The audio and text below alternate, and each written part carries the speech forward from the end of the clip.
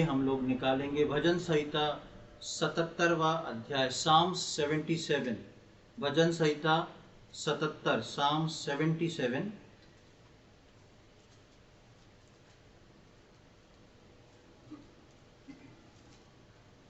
और उसकी 19 और 20वीं आयत को मैं आप लोग के मध्य पढ़ूंगा। भजन संहिता 77 उसका 19 और 20। यहाँ पर इस प्रकार लिखा है, तेरा मार्ग समुद्र में है और तेरा रास्ता गहरे जल में हुआ और तेरे पांव के चिन्ह मालूम नहीं होते। तूने मूसा और हारून के द्वारा अपनी प्रजा की अगुवाई भेड़ों की सी की।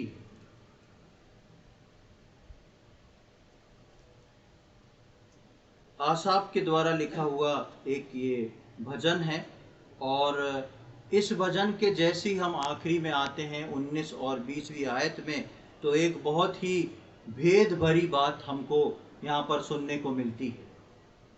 और वो क्या है? 19वीं आयत में परमेश्वर के बारे में लिखा हुआ है, तेरा मार्ग समुद्र में है और तेरा रास्ता गहरे जल में हुआ और तेरे पांव के चिन्ह मालूम नहीं होते।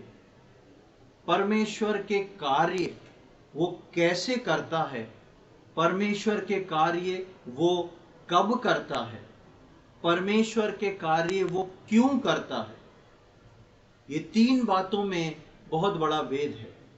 परमेश्वर के काम वो कैसे करता है, परमेश्वर के काम वो क्यों करता है और परमेश्वर के कार्य वो किस लिए करता है, ये इसके अंदर एक बहुत ही गंभीर भेद है। और इस भेद को लाके यहाँ पर 19वीं आयत में हम देखते हैं कि लिखा हुआ है कि तेरा मार्ग समुद्र में है, तेरा रास्ता जो है वो गहरे जल में है और तेरे पांव के चिन्ह जो हैं वो मालूम नहीं किए जा सकते। यानी कि तेरे पांव के चिन्ह जो हैं वो छुपे हुए हैं।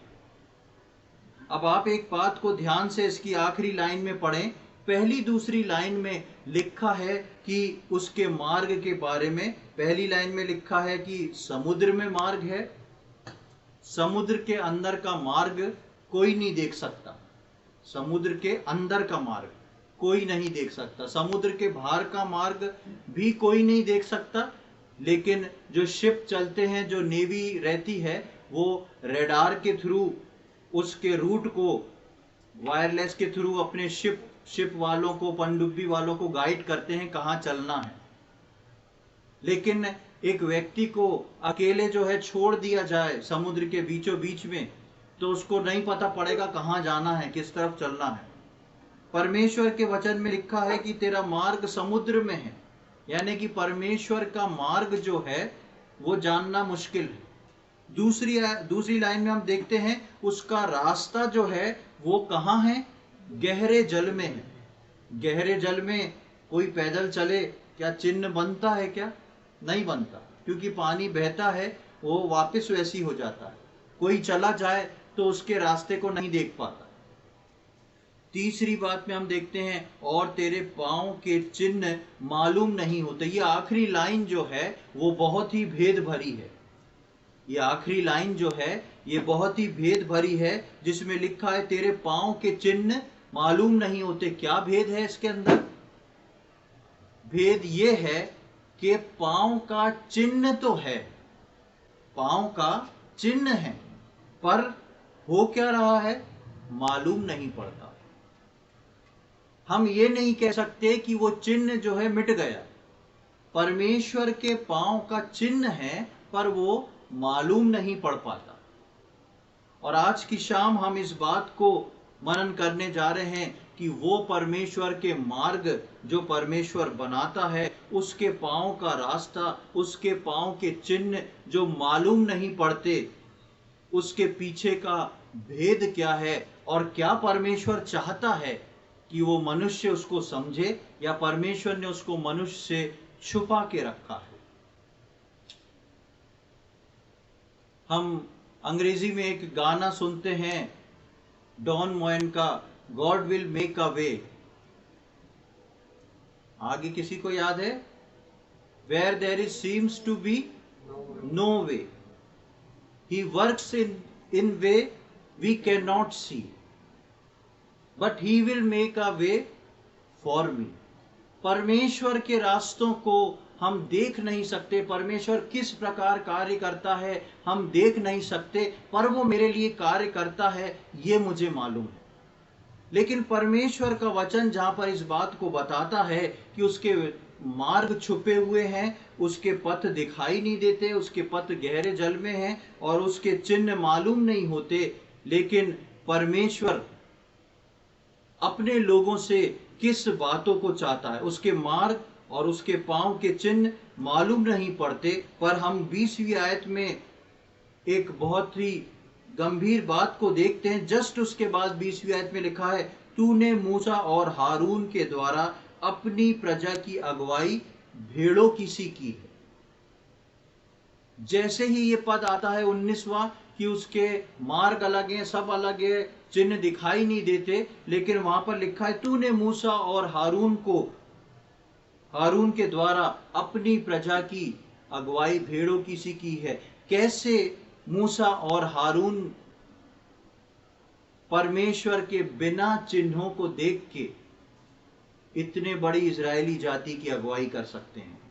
इसका मतलब यह है कि परमेश्वर जो है वो चाहता है कि उसके लोग जो हैं उसके रास्ते को देखें, उसके पांव के चिन्हों को पहचानें और उसके पीछे चलें। वो कौन सा कार्य क्यों करता है, कौन सा कार्य किस लिए करता है और कौन सा कार्य किस तरीके से करता है, परमेश्वर चाहता है कि वो अपने लोगों को बताए। परमेश्वर नहीं चाहता कि उसके लोग जो हैं, विश्वासी जो हैं, उद्धार पाए हुए लोग हैं, वो इस बात से अनजान रहें और यही बोल बोल के बार बार तसल्ली करें, परमेश्वर रास्ता निकाल रहा है, परमेश्वर ऐसा करेगा, परमेश्वर वैसा करेगा।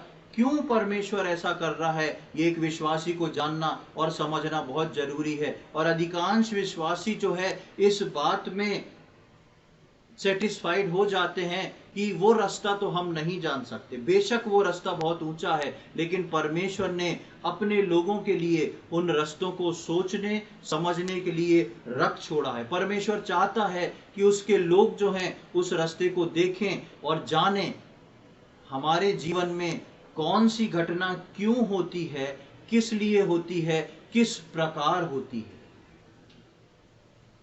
जिस प्रकार परमेश्वर ने इन सब चीजों को रख के मूसा और हारून ने इसको देख के प्रजा की अगुवाई करी है, उसी प्रकार परमेश्वर चाहता है कि मैं और आप उसके मार्गों को देख के हम दूसरों की अगुवाई करें और अपने जीवन के भी अगुवा ठहरें। बार बार हम अपने जीवनों को के बारे में पूछने के लिए नहीं दौड़ते रहें। हम प्रार्थना करें प्रभु से, जो उसके मार्ग और चिन्हों को देख लेते हैं वो फिर अपने जीवन में कभी चूकते नहीं हैं। जो परमेश्वर के कौन से मार्ग, भजन 77:19 के अनुसार जो परमेश्वर का मार्ग है, जो छुपा हुआ है, जो गहरे जल में है और जिसके चिन्ह मालूम नहीं पड़ते, जो उसके मार्ग और चिन्हों को एक बार देख लेते हैं वो अपने जीवन में कभी चूकते नहीं, उनके जीवन में किसी प्रकार की चूक नहीं होती। अब सवाल ये उठता है, प्रभु चाहता है और जो लोग उसको देख लेते हैं, उसके चिन्हों को देख लेते हैं, उनके जीवन में चूक नहीं उठती, तो वो लोग हैं कौन और उस चिन्हों को वो कैसे देख सकते हैं, कैसे वो अपने जीवन में चूक से बच सकते हैं? वो किसको अपने मार्ग दिखाता है?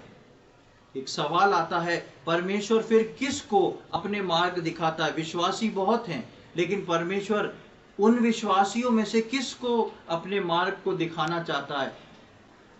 मिस्र के अंदर बहुत सारे इजरायली जो थे, 6 लाख से ऊपर इजरायली जो थे, वो दासत्व के जीवन को बिता रहे थे और परमेश्वर से गिड़गिड़ा के प्रार्थना कर रहे थे। उनमें से परमेश्वर ने एक को चुना जो परमेश्वर के पथ को पहचानना सीख गया और उसको परमेश्वर ने दिखाया कि आगे क्या करना है, कैसे करना है, और उसके अनुसार जो है अगुवाई दिखाता है। उसी प्रकार विश्वासियों का झुंड बहुत हो सकता है, लेकिन परमेश्वर चाहता है कि उन विश्वासियों के झुंड में से परमेश्वर के लोग खड़े हों और उसके मार्ग को पहचान लें, उसके उस पद चिन्हों को देखने की क्षमता रखें। एक सरसरी नजर से एक साधारण विश्वासी उन चिन्हों को नहीं देख सकता, लेकिन परमेश्वर ने विश्वासियों के जीवन में उस चिन्ह को देखने के लिए रखा है, और जो देखते हैं वो कभी अपने जीवन में चूकते नहीं। अब वो किसको अपना मार्ग दिखाता है जो कभी चूके ना? वो लोग जो हैं वो विश्वासी हैं जो अपने जीवन में परमेश्वर को कीमत चुकाना जानते हैं, जो अपने चुने जाने के बाद परमेश्वर की को अपने जीवन से उस कीमत को अदा करना जानते हैं। जब कीमत की बात आती है तो हम शुरू से इस बात को सुनते हैं कि प्रभु यीशु मसीह ने कलवरी क्रूस पर उस कीमत को चुका दिया, और उस कलवरी क्रूस पर यीशु मसीह ने बोला कि पूरा हुआ, और मेरे और आपके उद्धार के सारे काम को यीशु मसीह पूरा कर चुका है। यीशु मसीह सारी कीमत को चुका चुका है। फिर कौन सी कीमत है जो एक विश्वासी को चुकाना है? प्रभु यीशु मसीह ने मेरे और आपके लिए उस उद्धार की, उस नए जन्म की, पाप से छुटकारे की और परमेश्वर के संतान होने का अधिकार बनाने की और स्वर्गीय घराने में अनंत काल के जीवन देने के लिए सारी कीमत को चुका दिया है। लेकिन बात यहां पर तब होती है जब हम छुटकारा पाके अपनी आत्मिक कनान की यात्रा में हैं। इजराइलियों को परमेश्वर जो है पहले ही बोल चुका था, ये मेरा चुना हुआ वंश, मेरी निज प्रजा है। वो परमेश्वर की प्रजा बन चुकी थी, और जैसे ही उस गुलामी में से बाहर निकाला, सारे इजराइलियों ने छुटकारा पा लिया। लेकिन छुटकारा पाए हुए इजराइलियों को रास्ता दिखाने के लिए, उनको अगुवाई करने के लिए परमेश्वर ने सिर्फ एक व्यक्ति को चुना, उसका नाम था मूसा, क्योंकि मूसा जो था वो परमेश्वर की गति को जानने वाला एक व्यक्ति था। तो जो लोग अपने जीवन में उस कीमत को चुकाने के लिए तैयार रहते हैं, परमेश्वर अपने उन चिन्हों को दिखाने के लिए तैयार रहता है। उन उद्धार की कीमत जो है अलग चीज है, जो प्रभु यीशु मसीह चुका दिया है। लेकिन नए नियम के विश्वासियों के लिए परमेश्वर के पैरों के चिन्ह, उसके काम के तरीके, क्यों करता है, किस लिए करता है और किस तरीके से करता है, उसको समझने के लिए और दुनियावी चीजों से चूकने से बचने के लिए एक व्यक्ति को उस कीमत को चुकाना पड़ता है, और उस कीमत को चुका के वो व्यक्ति वहां तक पहुंचता है। मेरे साथ निकाले मत्ती रची सुसमाचार, उसका 13वां अध्याय, gospel according to Matthew chapter 13। मत्ती रची सुसमाचार, उसका 13वां अध्याय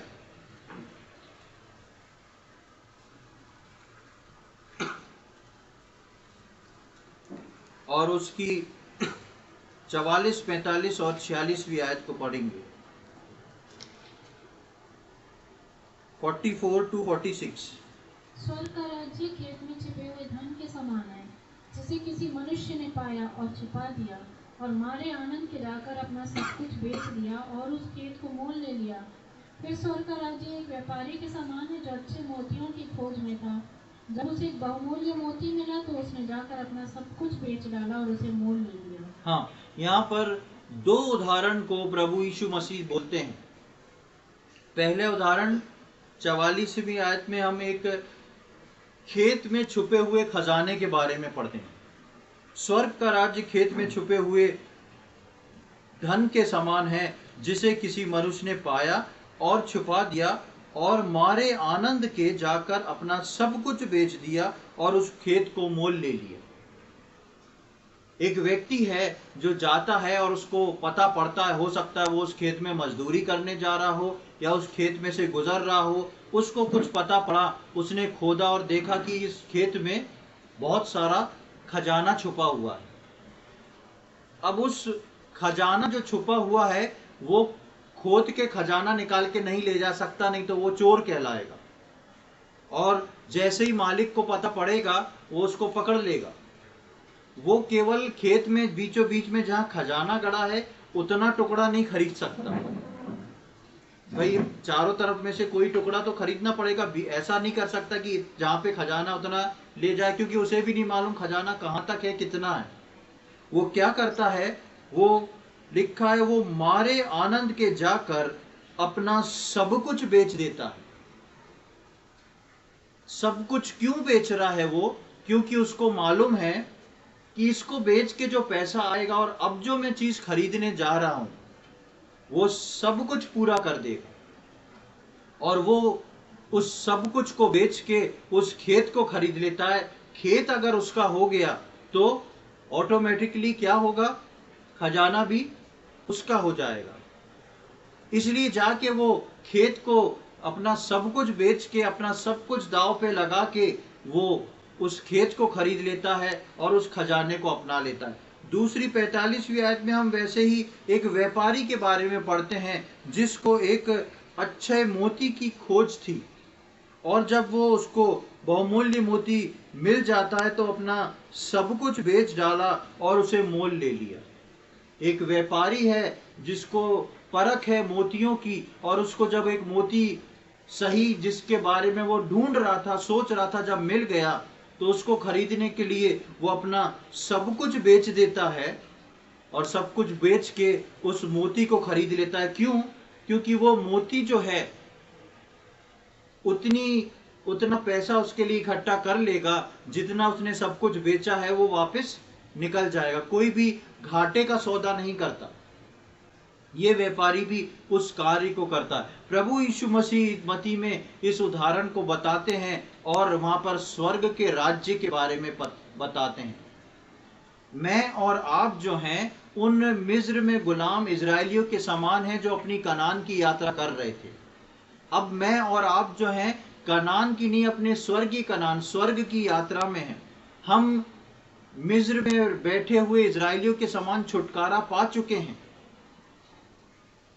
जब उस मेमने का लहू उनके चौखटों पे और अलांगनों पे लगाया गया दरवाजे के, और वहां पर उस रात उनका छुटकारा हुआ, वैसे मैं और आप प्रभु यीशु मसीह जो हमारे लिए मेमना होके आया, हमारे लिए वध हुआ, उसके लहू के द्वारा मुझको और आपको छुटकारा मिल चुका है। अब हमारी कनान की यात्रा शुरू हो रही है, आत्मिक कनान की यात्रा। अब इस आत्मिक कनान की यात्रा में ये मेरे और आपके ऊपर है, आप कौन सी कैटेगरी में चलना चाहते हैं। आप कीमत चुका के मूसा के समान अगुवाई करते हुए परमेश्वर की गति को समझ के चलना चाहते हैं, या इजरायलियों के समान हर थोड़े दिन में गिरना पड़ते हुए चलना चाहते हैं, जो हर थोड़े दिन में अपने पीछे के जीवन को याद करते हैं और बोलते हैं हम वहां पर ज्यादा अच्छे थे, हमारे लिए वहां सब कुछ अच्छा था, सब चीजों से बचे हुए थे। परमेश्वर चाहता है कि मैं और आप जो हैं वो मूसा के समान कीमत को चुका के परमेश्वर के उन पद चिन्हों को देखना सीख जाएं, ताकि मैं और आप चूकने से बच जाएं और मुझको और आपको ये पता रहे परमेश्वर के मार्ग कैसे होते हैं, वो किस तरह कार्य करता है, क्यों काम करता है और किस प्रकार से कार्य करता है। और परमेश्वर की ये इच्छा है कि विश्वासी जन जाने। जैसे हमने देखा कि उसके लिए कीमत को चुकाना पड़ता है, और जिसका उदाहरण हमने स्वर्ग के राज्य के बारे में दो चीजों का उदाहरण देखा, खेत और बहुमूल्य मोती। इसी के 16वें अध्याय में आ जाएं, मत्ती रचित सुसमाचार अध्याय 16।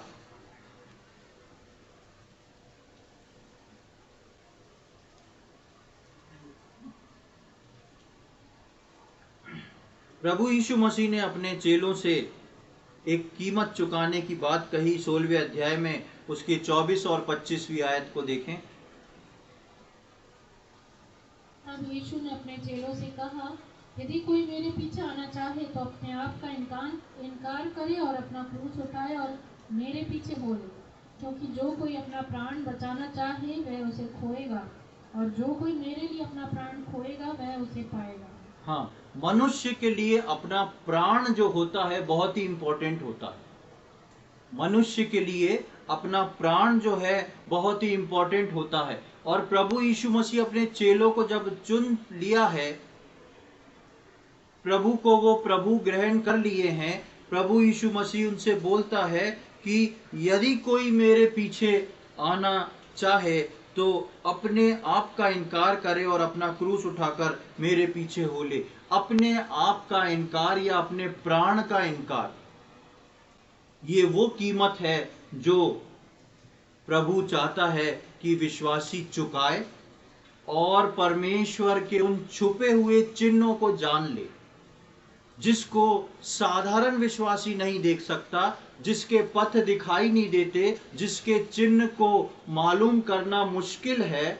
लेकिन जो लोग प्रभु के चुने हुए लोग जो उस कीमत को चुकाना जानते हैं, उनके लिए परमेश्वर ने उसको ओपन कर दिया है। यीशु मसीह ने खुद बोला, मार्ग, सत्य और जीवन मैं हूं। यानी कि परमेश्वर का मार्ग जो है वो प्रभु यीशु मसीह है। वो उद्धार दिलाता है, लेकिन उसके बाद जो हमारे स्वर्गीय कनान की यात्रा है, वो परमेश्वर चाहता है कि हम उसके चिन्हों से अनजाने ना रहें। जो प्रभु के मार्ग के लिए कीमत चुकाते हैं, जो उसके मार्ग देखकर उस पर चल पाते हैं, और जो प्रभु के मार्ग के लिए कीमत नहीं चुकाते,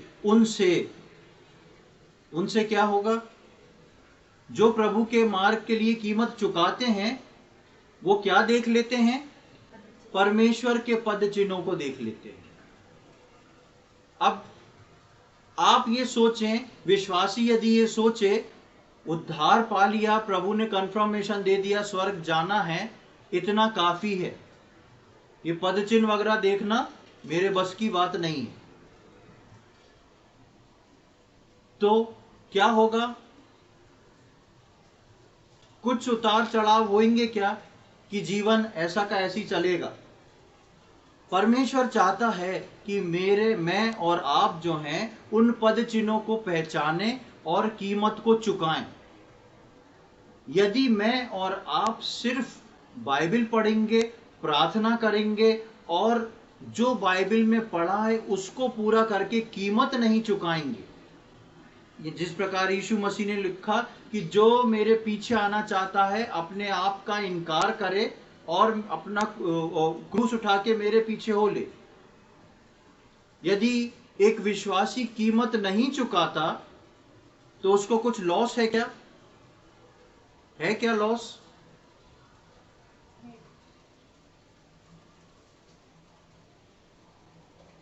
एक बहुत बड़ा लॉस है उसको। यदि मैं और आप जिसके पीछे चल रहे हैं उसके चिन्ह को नहीं जानते हैं और कीमत नहीं चुका रहे हैं, तो हम विश्वासी तो बने रहेंगे और स्वर्ग भी उठा लिए जाएंगे, लेकिन इस दुनिया में मैं और आप उन कीमतों को चुकाएंगे जो शैतान मेरे और आपके लिए डिसाइड करेगा। उन कीमतों को मुझको और आपको चुकाना पड़ेगा। यदि हम विश्वासी होकर परमेश्वर के लिए कीमत चुकाना नहीं सीखते, शैतान अपने लिए मुझको और आपको अपनी कीमत चुकवाना शुरू करवा देता है, इंस्टॉलमेंट भरवाना शुरू कर देता है वो शैतान। क्यों? क्योंकि हम प्रभु के पीछे तो हैं, लेकिन प्रभु की कीमत को, उसकी आज्ञा के अनुसार उसकी कीमत को चुकाना नहीं चाहते, क्योंकि हमको अपना प्राण जो है वो बहुत प्रिय है। मेरे साथ वापस पुराने नियम में आए और योना नबी की किताब को हम देखेंगे। पुरानी हिंदी बाइबल में 1075 पृष्ठ पे आपको मिल जाएगा।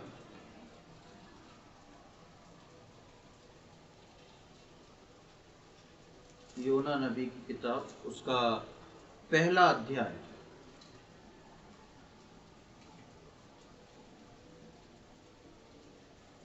इसकी पृष्ठभूमि में बता दूं, कुछ समय पहले मैं इस किताब पे एक वचन दिया था। आप सब जानते हैं कि परमेश्वर ने योना को बोला और चुना और उसको नीनवे को जाने को बोला।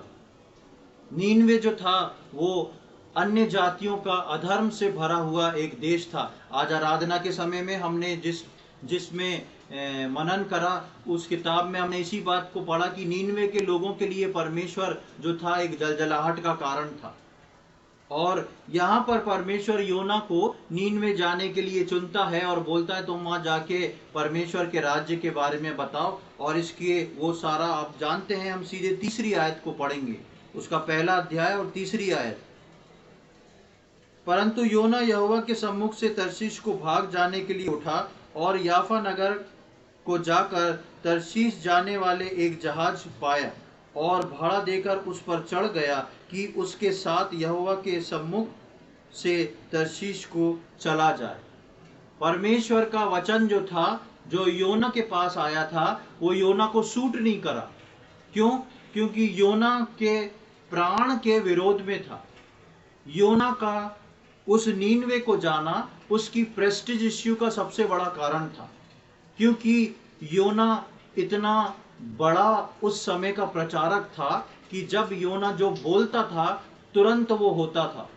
और परमेश्वर के दास के रूप में योना की बहुत बड़ी पहचान थी। और योना इस बात को जानता था कि ये परमेश्वर जो मुझे वहां भेज रहा है, वहां पर मैं बोलूंगा कि सब कुछ उलट पुलट होने वाला है, सब लोग की मृत्यु आने वाली है और परमेश्वर जो है तरस से भर जाएगा और परमेश्वर उनको मृत्यु आने से रोक देगा, सब लोग बचा लिए जाएंगे। और तब लोग क्या बोलेंगे योना को? क्यों भैया, क्या हुआ? बहुत आके भविष्यवाणी करी थी, ऐसा होगा वैसा होगा।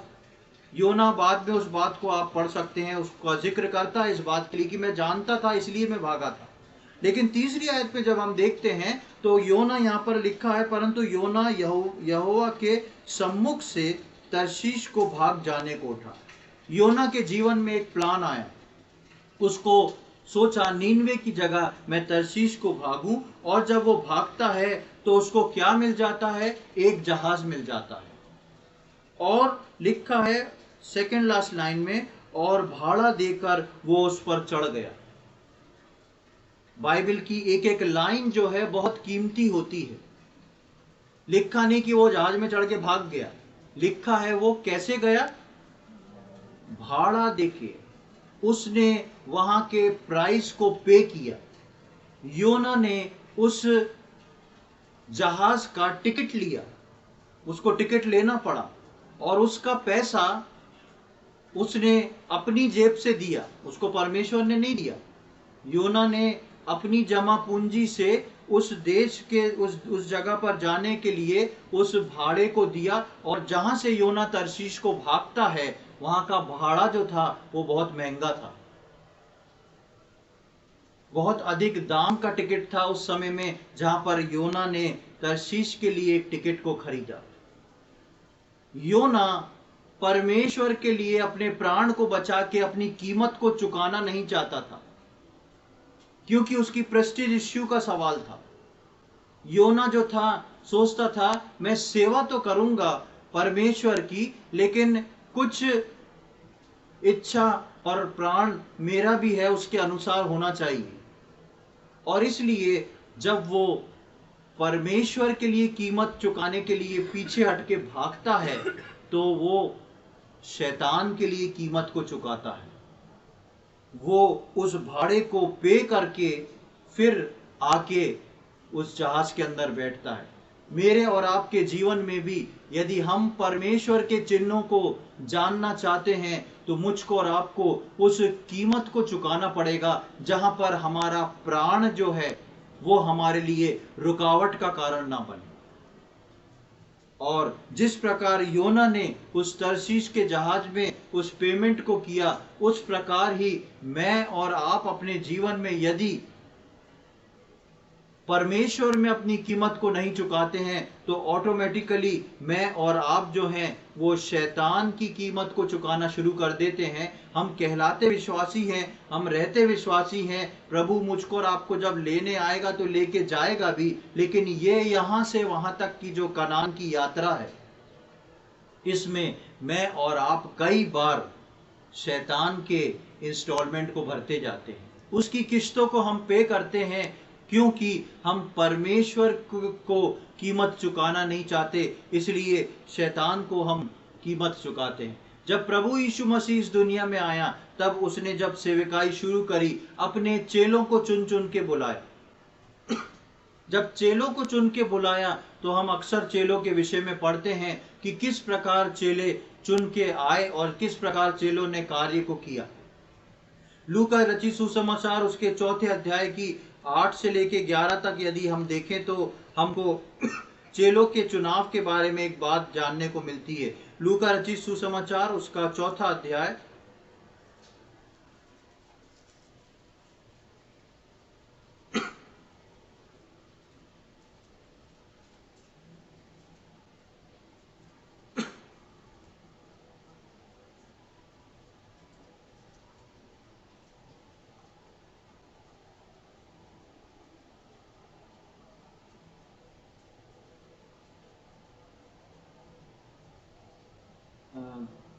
सॉरी, आप मत्ती रचित सुसमाचार उसका 9वां अध्याय पहले देखें।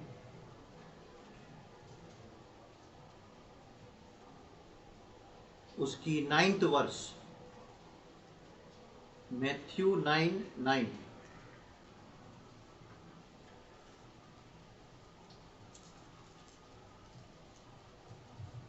वहां से आगे बढ़कर यीशु ने मत्ती नामक एक मनुष्य को महसूल की चौकी पर बैठे देखा और उससे कहा, मेरे पीछे हो ले।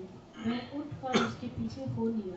हाँ, यहाँ पर हम मत्ती के बारे में पढ़ते हैं और वहाँ पर हम देखते हैं कि जब यीशु मसीह ने उसको अपने पीछे आने को बोला तो लिखा है कि वो उठकर उसके पीछे हो लिया। एक टैक्स कलेक्टर था। वैसे ही हम देखते हैं कि जब प्रभु यीशु मसीह पतरस को और उसके साथी को बुलाता है, तब वो नाव में जो है जाल डाल के मछली पकड़ने का काम करते थे। और जब प्रभु यीशु मसीह को पतरस पहचानता है तो वो बोलता है, पतरस आप मेरे पास से चले जाएं क्योंकि मैं एक पापी मनुष्य हूँ। और यीशु मसीह पतरस को बोलते हैं कि तुम इसको छोड़ो, मैं तुम्हें मनुष्य का मछुआरा बनाऊंगा। और हम देखते हैं कि वो वहां पे लिखा है वो उन जालों को और नाव को सब कुछ छोड़ के यीशु मसीह के पीछे चल दिया। ये टैक्स कलेक्टर जो मती था, एक बहुत ऊंची पोस्ट पे था। उस समय के इनकम टैक्स कमिश्नर के लेवल का एक व्यक्ति था। और जब यीशु मसीह को देखता है, यीशु मसीह बुलाते हैं, तो वो उस कीमत को चुका के जाता है। अपना सब कुछ छोड़ के यीशु मसीह के पीछे चलता है। जो पतरस था और चेले थे, वो जो थे वो अपनी जीविका जो थे वो नाव से और मछली पकड़ के चलाते थे। लेकिन जब प्रभु ने उसको आवाज दी तो लिखा है कि वो सब कुछ छोड़ के यीशु मसीह के पीछे हो लिया। अपना सब कुछ छोड़ के यीशु मसीह के पीछे जाना का अर्थ ये नहीं है कि हम अपना घर बार, अपना काम काज, अपना सब कुछ छोड़ दें। लेकिन सब कुछ छोड़ने का अर्थ वहां निकलता है, जो बातें परमेश्वर ने मेरे लिए रखी हैं, अगर उनके पीछे चलने के लिए मुझको कुछ कीमत चुकाना है तो मैं उस कीमत को चुकाऊंगा और उसके पद चिन्हों को मालूम करूंगा। हम देखते हैं मरकुस रचित सुसमाचार के 10वें अध्याय को देखें।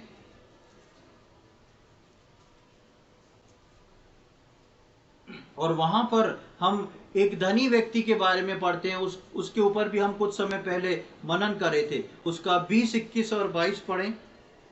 उससे कहा, हे गुरु, इन सबको मैं लड़कपन से मानता आया हूँ। यीशु ने उस पर दृष्टि करके उससे प्रेम किया और उससे कहा, तुझमें एक बात की घटी है, जा जो कुछ तेरा है उसे बेचकर कंगालों को दे और तुझे स्वर्ग में धन मिलेगा और आकर मेरे पीछे हो ले।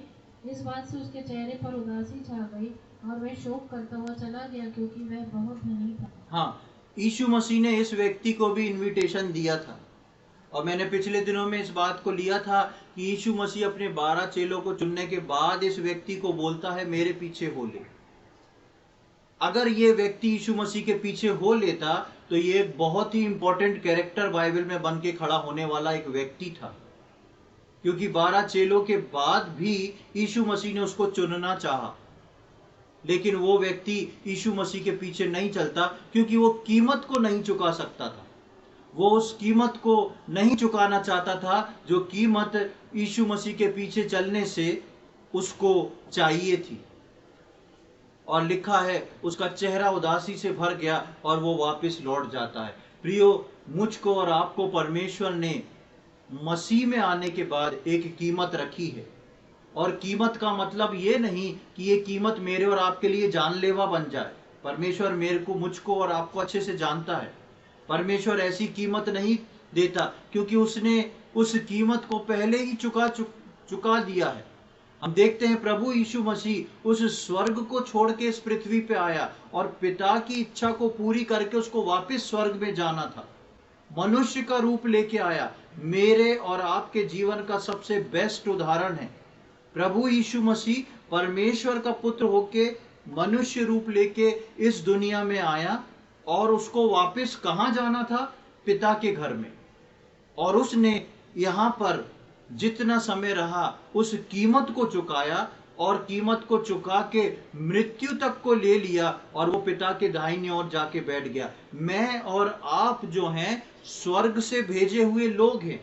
आत्माओं को परमेश्वर बनाता है और आत्मा को बना के परमेश्वर देह में किस परिवार में पैदा करना है वहां भेजता है। और हम इफिसियों 2:10 के अनुसार उन भले कामों के लिए सृजे गए हैं। जैसे यीशु मसीह को भेजा गया, मुझको और आपको स्वर्ग से आत्मा बना के इस पृथ्वी पे भेजा गया है कि हम उन भले कामों को करके कीमतों को चुका के वापस कहां पहुंच जाएं? जहां पर यीशु मसीह पहुंच गया।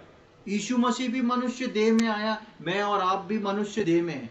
यीशु मसीह पिता के पास उस बलिदान को, उस कीमत को चुका के पहुंच गया और पिता के दाहिनी ओर जाके बैठ गया। मैं और आप भी वहीं जाके बैठने वाले हैं, क्योंकि प्रकाशित वाक्य में यीशु मसीह बोलता है कि मैं जो जय पाएगा उसे मैं अपने साथ अपने सिंहासन पर बिठाऊंगा। और यीशु मसीह का सिंहासन परमेश्वर की दाहिनी ओर है।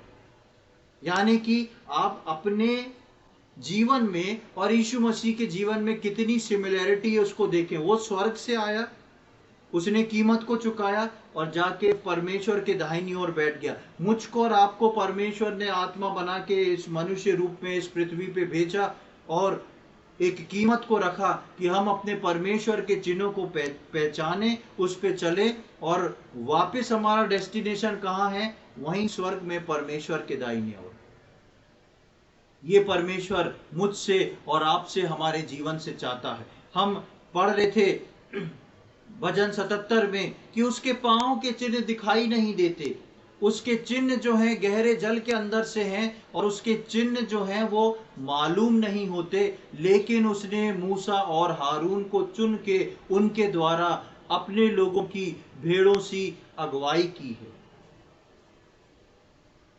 मूसा जो था, परमेश्वर ने मूसा को जब चुन लिया, जब वो पैदा हुआ तब से प्रभु ने उसको चुन लिया और पहले फिरौन के महल में उसके पालन पोषण के लिए और उसके बाद जंगल की यात्रा में जंगल के अंदर उसको भेड़ बकरी चराने के लिए छोड़ दिया गया। और 80 साल तक मूसा जो था कीमत को चुकाता रहा, जब तक मूसा के अंदर से मूसा खत्म नहीं हो गया और परमेश्वर का दास बन के नहीं निकल गया, जब तक मूसा के अंदर से मिस्र नहीं निकल गया और जब तक कनान बनना शुरू नहीं हो गया, तब तक मूसा को परमेश्वर ने दर्शन नहीं दिया। और जब 80 साल पूरे हो गए, परमेश्वर की परख का समय पूरा हुआ, परमेश्वर को कीमत चुकाना मूसा सीख गया, तो परमेश्वर ने इतने सारे लोगों में सिर्फ मूसा को जलती हुई झाड़ियों का दर्शन देके मूसा से आमने सामने होके बात कर ली। और हम एक आयत को पढ़ेंगे, निर्गमन उसका 33वां अध्याय, एक्सोडस चैप्टर 33, निर्गमन उसका 33वां अध्याय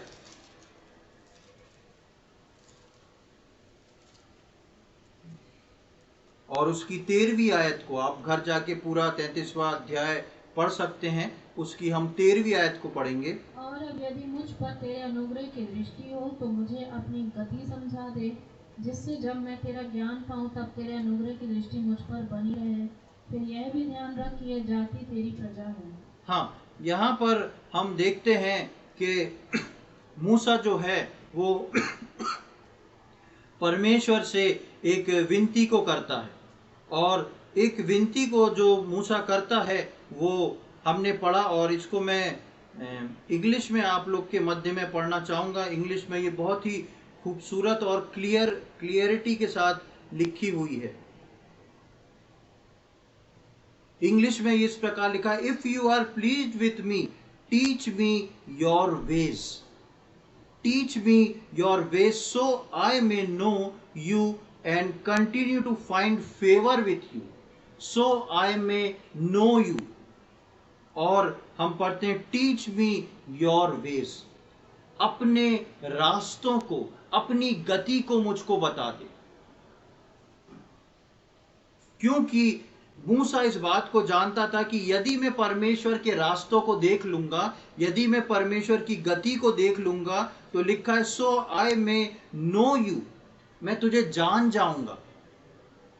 80 साल से ऊपर हो चुका है अब मूसा को, जब मूसा ये बात लिख रहा है यहाँ पर, और अभी भी वो परमेश्वर के उस रास्तों के लिए विनती करता है कि अपना रास्ता, अपना ज्ञान, अपना तेज मुझे दिखा दे।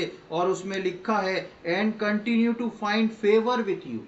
तब मूसा जानता है कि उसके जीवन में सबसे बड़ा फेवर का कारण, उसकी सहायता का कारण परमेश्वर कैसे बन सकता है, जब वो परमेश्वर के रास्तों को समझ जाएगा। प्रियो, परमेश्वर ने, जो हमने भजन 77, 19, 20 में पढ़ा कि उसके रास्ते दिखाई नहीं देते, लेकिन परमेश्वर चाहता है कि उसके बच्चे जो हैं उसके रास्तों को फाइंड आउट करें, उसके रास्तों को खोजें। और उसके रास्तों को खोजने के लिए परमेश्वर चाहता है कि मैं और आप परमेश्वर के लिए कीमत को चुकाना सीखें। जो रास्ते परमेश्वर की ओर नहीं, जो रास्ते मुझको और आपको कलीसिया से दूर करें, जो रास्ते मुझको और आपको इतना समय नहीं दें कि हम परमेश्वर के वचन पढ़ के उसके अनुसार कार्य को कर सकें, उन रास्तों पे अपने जीवन में कीमत को ना चुकाएं जैसे योना ने चुकाया। लेकिन हम उसके विपरीत में संसार में उस कीमत को बेशक अदा कर दें और अपने परमेश्वर के लिए कीमत को चुकाएं, क्योंकि मूसा के समान मूसा जान गया कि यदि मैं इन रास्तों को समझ के चलने लगा, मुझे वो ज्ञान मिलेगा और मेरे लिए एक परमानेंट फेवर हो जाएगा। किसकी तरफ से? परमेश्वर की तरफ से। प्रियो, आगे आने वाले समय में हम कोशिश करें कि परमेश्वर के उन पथों को नजरअंदाज ना करें, परमेश्वर के उन चिन्हों को खोजने की कोशिश करें जो परमेश्वर ने रास्ता बना के रखे हैं, ताकि हम परमेश्वर का ज्ञान पाएं।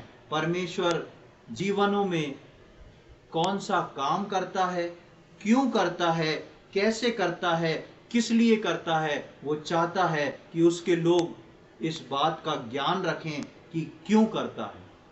इसलिए हम ये नहीं बोलें परमेश्वर ऐसा क्यों कर रहा है, हमको ये पता होना चाहिए हमारे जीवनों में, दूसरों के जीवन में परमेश्वर इस काम को क्यों अलाउ कर रहा है, क्यों परमिट कर रहा है, क्या हो रहा है, ताकि मैं और आप जो हैं उस फेवर को परमेश्वर से पा सकें। हम संसार के लिए कीमत को ना चुकाएं, हम परमेश्वर के लिए कीमत को चुकाएं और उसके पथ को जान के मूसा और हारून के समान बन जाएं। परमेश्वर इन वचनों को समझने में हम में से प्रत्येक की सहायता करे। परमेश्वर के नाम की महिमा हो।